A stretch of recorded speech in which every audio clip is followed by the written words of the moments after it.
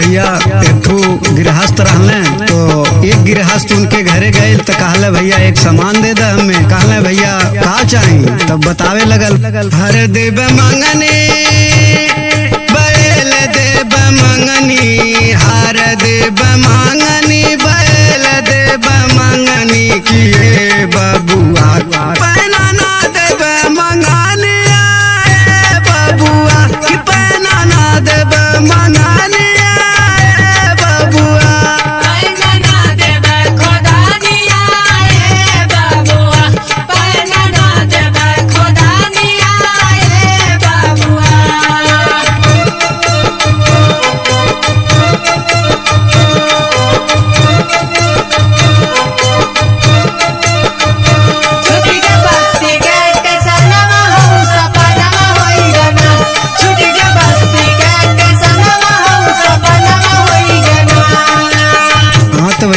एक गांव में नवा नवा दुल्हन आयल रहल भैया, तो घर में रहत रहल एक औरत जो है कि कुछ ऐसा सामान आने गए, तो दुल्हन से कहले कि ये दुल्हन दे दे, तो कहलिन अच्छा ठीक बा, बकेर कुल चीज मंगिया एक चीज न मंगिया।